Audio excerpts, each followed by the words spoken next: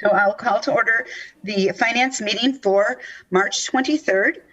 Roll call, please. Alder Galvin. Here. Alder Corpus Dax. Here.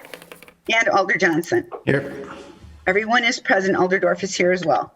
I will entertain a motion for approval of the agenda. So moved. Second. Moved by Alder Corpus Dax, second by Alder Galvin. All those in favor say aye. Aye. Opposed, nay. Motion carries. Approval of the minutes. Any discussion on the minutes? If not, I'll entertain a motion to approve. Motion to approve. Second. Move to approve by Alder Galvin, second by Alder Corpus Dax. All those in favor say aye. Aye. Aye. Opposed, nay. Motion carries. Regular business. Number 1, request by the safety manager to review and approve a resolution authorizing continuation of the city's self-insurance program. Staff, maybe someone wants to explain that a little bit. Nate, do you want me to step in, or do you want to just go in it?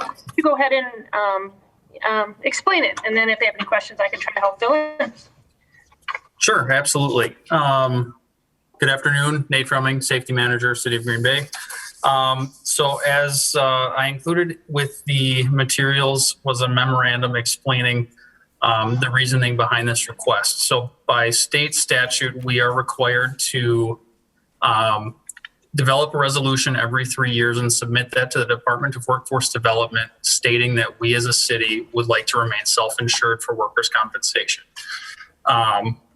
I also included a very brief fiscal analysis. I'm not sure if you have that in front of you, from the last 6 years. The estimated net premium that CIVMIC, which is our workers' comp insurance TPA, has estimated is under the fully insured column, and that's what they estimate they would have charged us in premium if we had been fully insured for workers' compensation. And then I've compared that against our actual costs in the last 6 years. On average, we're seeing over the last 6 years a savings of over $600,000 by remaining self-insured versus being fully insured on that program. So the request is to remain self-insured on that program. And all we would need is a resolution stating as such, and that resolution is in the agenda as well. And if that is approved by finance and council, then I will submit that to the state, and we will not need to worry about that for another 3 years. Okay. I also want to welcome Alder Gerlach. She is also in the audience here. All right. Is there any questions on this item? Yes. Alder Galvin. Thank you. The city contracts with CIVMIC to administer this plan. CIVMIC also offers a different kind of coverage where they would actually cover, and that's where we get the numbers where we're comparing what self-insured is compared to having them do it all. Have we ever looked at any other companies to see what they would charge us to not only cover us with a full plan, but also what it would go with a self-insured plan with that company doing the administration? So we, over the last few years, and Diana can speak to this a little more in depth too, we have worked with our one of our insurance brokers with Willis Towers Watson to do a very comprehensive review of all of our insurance lines of coverage. So Cities and Villages, which is also known as CIVMIC, they do our general liability, employment practices liability. They administer our workers' comp, and they also do our auto liability. So it's a much larger program than just workers' comp. We did go out to market for all of those lines of coverage in the last few years. I believe we did 2017, 18, and 19. And always they were significantly more expensive to do all of those lines of coverage as a bundle. So for administration costs for workers' comp for CIVMIC, I don't have the numbers off the top of my head, but I know it is much more affordable for us to do that as a part of that larger package versus if we were to go out to another vendor just for administration of the workers' compensation program. We also saw by the numbers of going out to market that we are saving quite a bit of money by sticking with CIVMIC, who we've been with since 1989, versus going to another market.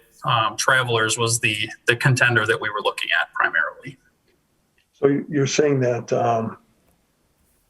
not only are we saving money by having CIVMIC administer our self-insured workman's comp program, but because we do a big package deal on all our other insurances, we're saving even more money.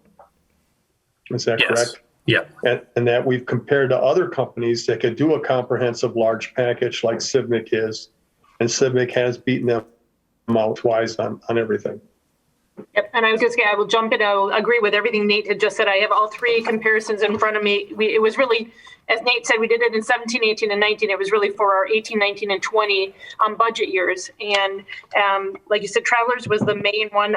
Back in the 18, they had also looked at WMIC, which is similar to a CIVMIC, but it was WMIC, Wisconsin Municipal Mutual Insurance Companies. And as Nate had said, when by the time you bundle all the items that for general liability and some of our property and all the other insurance that we have through CIVMIC and all the training and additional things that they give us, that we have gone 3 years in a row. We have all gone out from an extensive comparison. Right. Would it be possible this meeting, just for the public that may not have time to view this, but just want to read the material that's going to be presented at council, and also for alders that are unable to attend or watch the YouTube here, to put together some kind of a short paragraph or bullet point showing the cost savings, not only with workman's comp versus workman's comp, but also the overall savings with the larger package that we have with them. That would be estimated costs. And again, I know I have all three quotes in front of me, but of course some of that would be confidential information. I know you're saying you wanted at a very high level.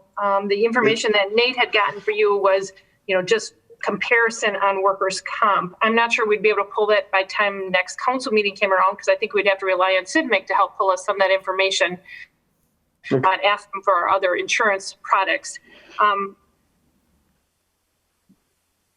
We could certainly put a paragraph together just explaining that, we have gone out for a comprehensive study and try to compare our products, what we have and what we could be going out for. I mean, we could pull some kind of paragraph like that together. Sure. I guess just for transparency, and also to let the public and the other council members know that the city is doing its due diligence to save the taxpayers as much money as possible. And we're looking at significant savings by being self-insured for workman's comp alone.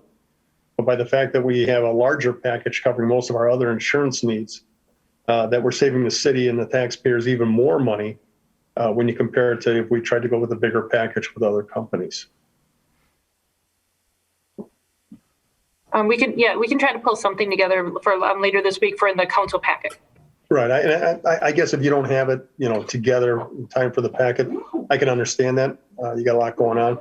But maybe at some other point later on, there might be something just to make everyone aware of just how much you guys have done, along with CIVMIC, to try and save us some more money. All right. Alder Johnson. Do we know, I guess, what the FTE equivalent would be in terms of people that we employ, even if it's less than one, that spends time, processing claims, investigating claims, that type of thing? On our So, staff or at CIVMIC? Well, no, so I'm looking at like our self-insured annual cost, right? I'm assuming that this is only claims paid, but does it take into account staff time that we also have to pay to process those claims and administer the program? And Diana, I can from a staff level, it's primarily myself and our human resources occupational health nurse that are really the only people doing anything with claims. Primarily, our function with claims here is taking any paperwork that we receive from the injured employees and forwarding that on to CIVMIC as our third-party administrator. We really do everything in regards to processing the claims, billing, processing invoices. All of that stuff is done by CIVMIC on our behalf.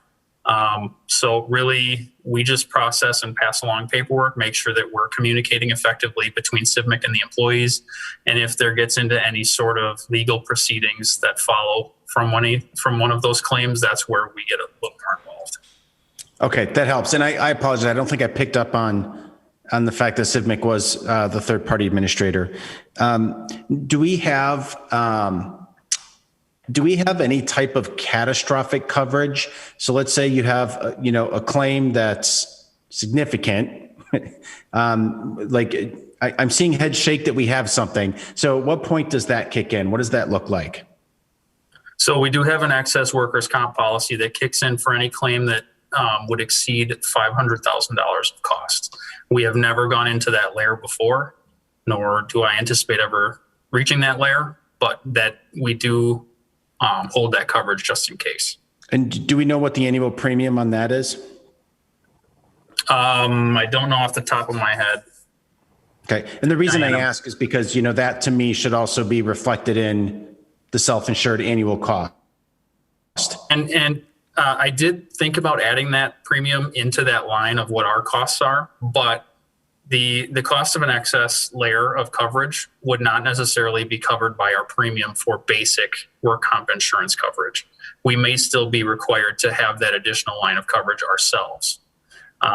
So that's a good point, and something that when I got these numbers from CIVMIC for what their projected premium would have been, they did not say whether or not that would have included the excess coverage.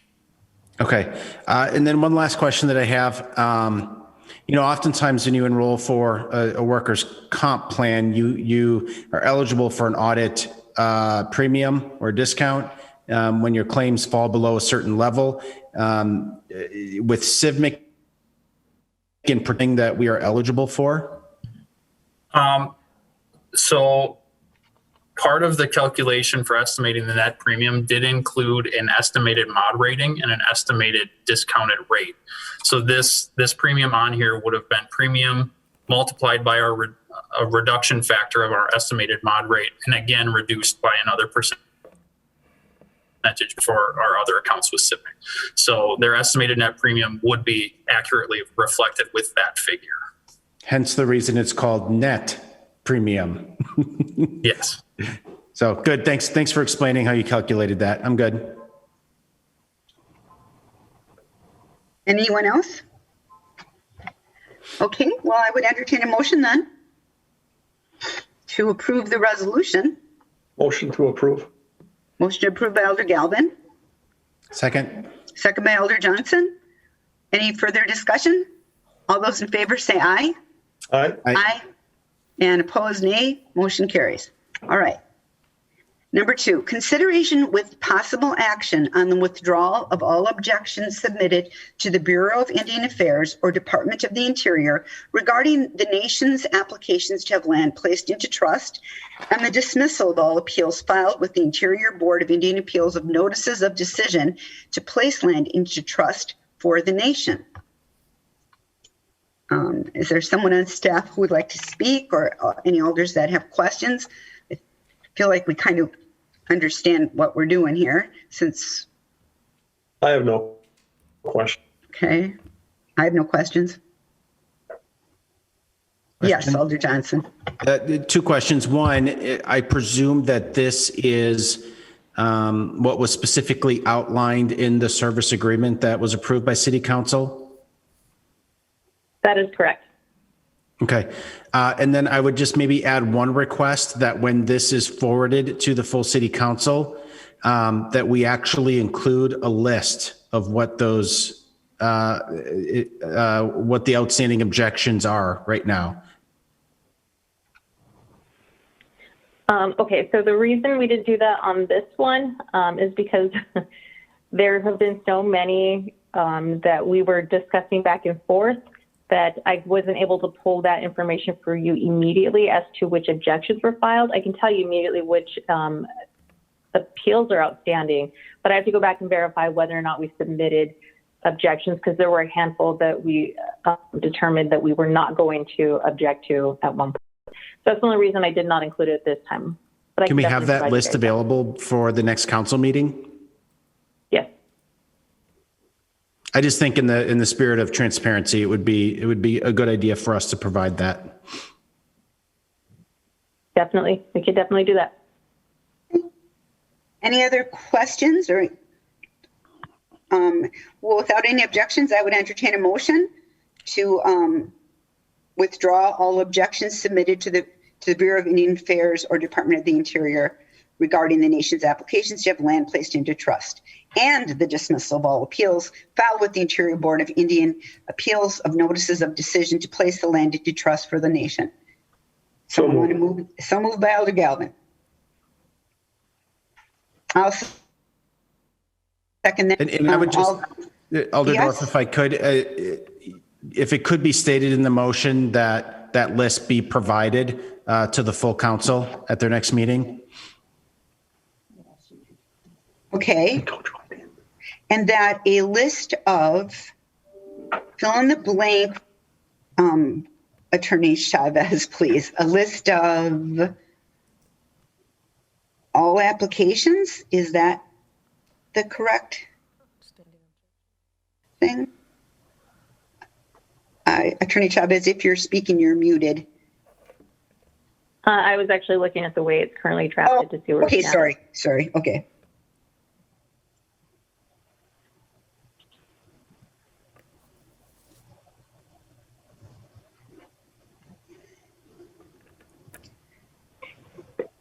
And Commander Warwick would like to be led into the meeting, please. He's not pending right now. He might be trying to get into I personnel. bet he's trying to get into personnel. Okay.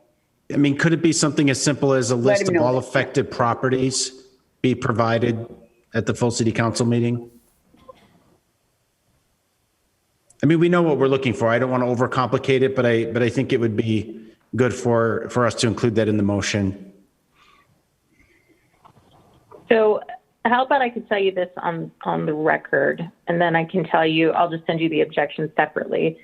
We have several docket numbers that are going back from 2017 through 2019 that are currently pending before the BIA.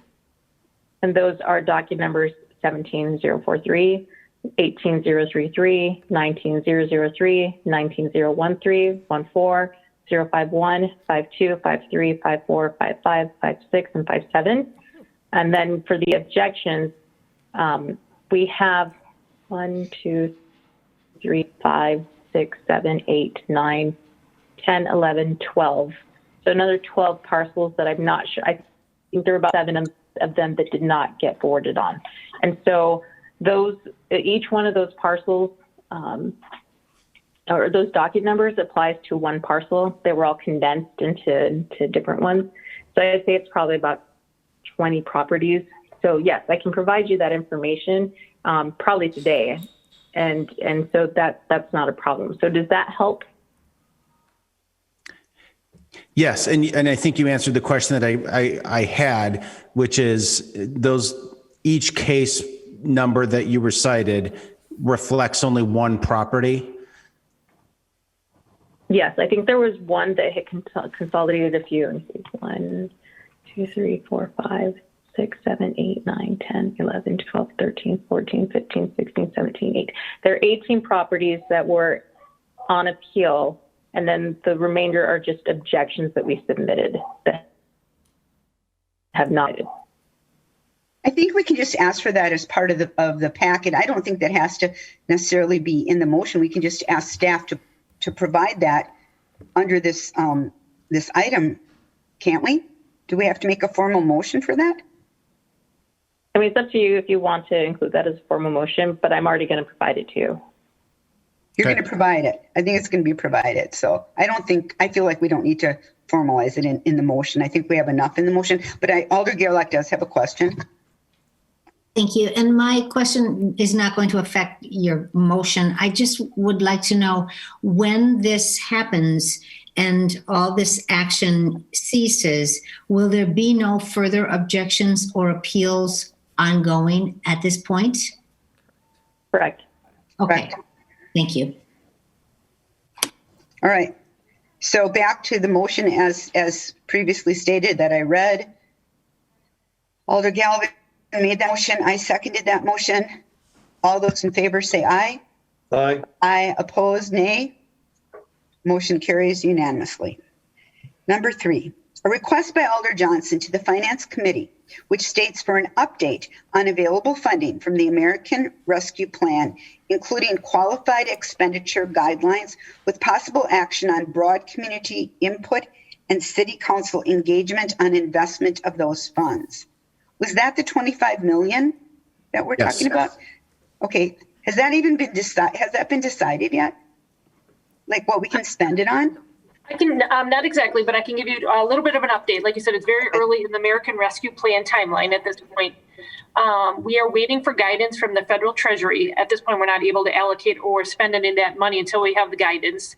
It is estimated to be $25.23 million for the city of Green Bay. We are expected to receive about $12.6 million of it in May of 21, and we expect to get $12.6 million in May of 22. The money, again, we will invest the money per whatever the Treasury's guidance is until the money gets spent.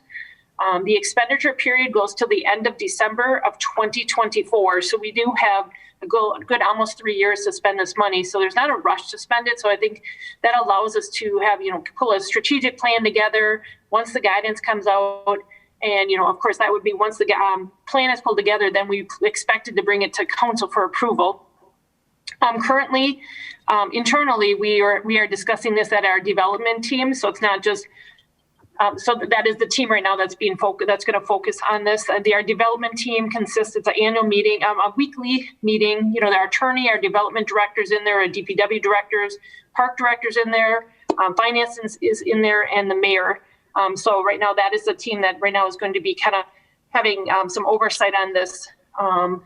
Really started pulling the strategic plan together. There is a numerous number of webinars that are being sent to us for us to help understand how and what we can spend this money on. Finance has actually requested an additional resource, like up to 1 FTE to help manage this grant. This is a huge grant.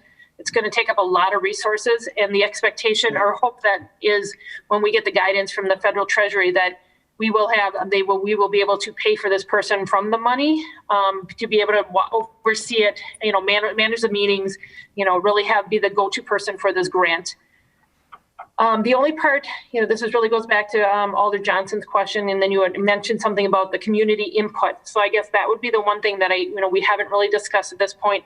How much community input would you want in there? How would you want them to put their input in? So that's really a question. So that's the update I have at this point. And then Alder Johnson, I'll let you kind of answer that question. Yeah, so when right now you mentioned that the development team is talking about possible expenditures of this money, I guess what framework or guidelines are you currently using to facilitate that conversation? Again, we only had enough information to talk about it last Wednesday, knowing that it had been signed. At this point, we'll discuss it again tomorrow. Again, our development director already has had some requests from local businesses. To be honest, we won't have a lot of discussion until we truly get some guidance from the federal treasury. But we were trying to figure out which department or which team should potentially oversee these dollars. So again, it was discussed last week, but until we have guidance, we probably won't be able to really put much of a plan together. Okay. And the reason I'm trying to be proactive by having us talk about this issue, I mean, to your point, this is a substantial amount of money. It's roughly half of what we levy in property taxes every year. And, obviously when we pass budgets, we engage the community in discussions. We do, open forums to have the community weigh in on the budget. City Council has an opportunity to talk about it. And so I'm just trying to get ahead of this because I think it is important for the community to have an entity, to talk about possible expenditures contingent on, what those guidelines might be. I think, and even as alders, each of our respective districts likely have needs and wants, that this funding could potentially impact. And so I just want to make sure that while I certainly respect and appreciate the administration's role in bringing ideas forward. You guys, I think, are a really critical piece in that conversation. I just want to make sure that it's not a one-sided conversation and that the community and, again, their elected alders also have an opportunity to participate in that dialogue, because sometimes we just know things that maybe aren't always transparent, just as you guys know things that aren't always transparent to us. And so really the purpose of putting this item on here was really to facilitate dialogue about what does a community input session potentially look like on this funding. When could that occur? How could that occur? And I don't necessarily have a tangible specific idea. I'm not necessarily looking for an action item coming out of this today, so much as it was for us to start that conversation. And if anything, maybe the action item is a referral to staff to have you come back with a suggestion of what a community input session might look like. Because this is, quite frankly, this could be one of those once in a lifetime opportunities. I don't think our federal government could possibly afford to do this again in our lifetime.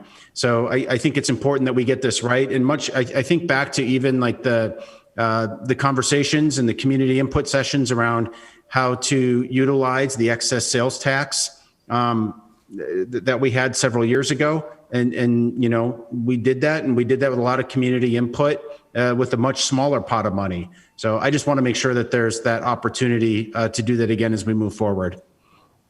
I'm wondering if I think that is a good idea, and I think it's also a good idea for us to wait to see what the guidance is. Do we want to bring this back, or do we?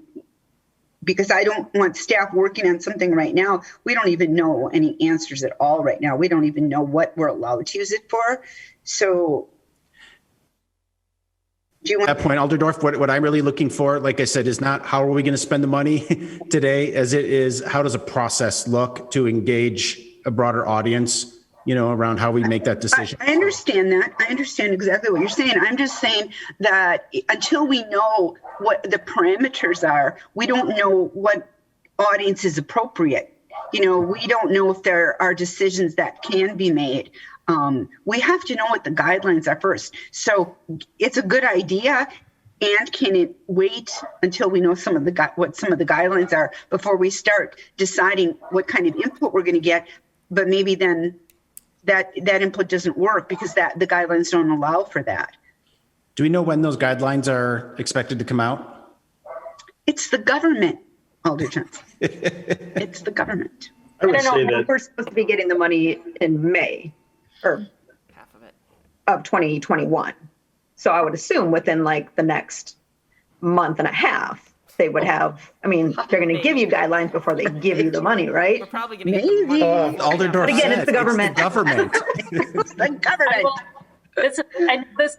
This doesn't, I look at they're different grants, grant, but right? of course the We money had that we got updated just in guidance the in October. Recovery We had Act to spend the money by in November. fall of last year, we We got had that about money a long $1.7 time million. before they gave us That updated money guidance. was discussed and the final guidance came out in September, The cart's before and the it all horse had in to be this one. spent Here's out money. by November How 6th. do we So, spend it? What there are was we a lot of supposed to use assumptions that made. And so this one, at least, hopefully the guidelines are going the guidance is going to come out this year, but at least we have till 2024 to spend the it. money. So, unfortunately, the final guidance for the Recovery Act money that we got in fall was very late. And, there were many municipalities that had gone down. So hopefully it's not like this, but I would agree with all of you. We certainly, this is high on our radar. Again, Pam and I are sitting in on a webinar tomorrow there's a lot of information coming out. We're trying to collect as much information we can. It's high on our radar, but at this point, we certainly aren't going to be making any expenditures. We're not going to be allocating any dollars. We're just collecting all the information that we can. And really, we're starting a hit list of things that we might be able to know that maybe we can use it for. But again, until we even know the guidance, there's really not a lot that we can do about it at this point. Just try to collect more information. I would say that if I could, Yes, Alder Galvin. I'm sure department heads and some of their employees are already thinking, long bow shots of what could possibly be done with this. And shame on them if they aren't. But putting a lot of time and effort in now would be fruitless until we have those guidelines. The same thing with getting the public's input. I've already had one or two constituents give me some ideas on how it should be spent. Good experience was that excess stadium tax money. And in hindsight, I think the city made some mistakes in how, and in looking at how some other communities locally use that money, it shows that we didn't look in enough places or come through with enough thoughts on how to use that money that would best impact the citizens of Green Bay. So, I mean, if we need a motion, I think the motion should be that staff continue to do some long-term planning on how to use that money, but that we wait until we have the guidelines to take the public input. It makes no sense to have the public give us input. It'd just be a waste of time and effort on their part. But if they know what the guidelines are and the parameters with those suggestions must be made within, that's probably doing everyone the best service without a better use their time. I mean, use their time with this project. And just knowing that that this is a good idea and we will have community input on it. Let's get some idea of what the whole, the broad outline is before we get I would say, if you need a motion, I would make a motion to the effect that once we know what the guidelines are, we make notice to the public that we'll have some kind of a hearing at finance within, like 2 weeks of finding out what the parameters are for the use of the money, and then let the public weigh in. At the same time, staff can be doing some more in-depth planning, knowing what the parameters are, and they can listen to what the public pass us ideas their way or firm up some ideas for them, and then we can move forward with that. Alder Johnson, does that sound okay? Just to follow that a little bit more, I'm comfortable with just a referral to staff with the recommendation that this be brought back to Finance Committee once those guidelines are publicly made available. Just add that's a tough word, specificity to your motion there, Alder Galvin, because to your point, if we're already thinking about ways to spend it, I think we ought to be thinking about ways to engage the public on that dialogue. And so absolutely, to me, the referral to staff is, really just that direction to staff as well, that while you're thinking about ways that this can be invested, let's also be thinking about what that process might look like for community engagement. Exactly. The different departments, some departments may not be allowed to have any input at all into this, depending upon what the federal government says, or they all may. And so we're going to get, the sky's the limit from individuals. And that just knowing what the parameters are may help us to narrow those parameters down and just make that input more useful. Can you say that word? Specificity. Specificity, I think. Forget it. I'm too tired. Alder Gerlach can say it, but she's muted. Specificity. Ooh. Specificity. Ooh. Well done. So if that was a motion from Alder Galvin, I would second that. Okay. I hope somebody got that motion. And any further discussion? All those in favor say aye. Aye. Aye. Opposed? Nay. Motion carries.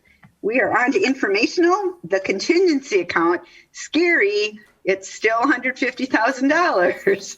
Okay, but it won't be forever. And the next Finance Committee will be held on Tuesday, April 13th at 4:30 p.m. I'll entertain a motion to adjourn, and we can come back. What do you want to come back? 5, 10? 5 minutes. 5 minutes? Okay, 5 minutes. 5 minutes for personnel. Adjourn. Second. Motion adjourned by Alder Johnson, second by Alder Corpus Dax. All those in favor say aye. Aye. Aye. Aye. Opposed, nay. Motion carries. We are adjourned.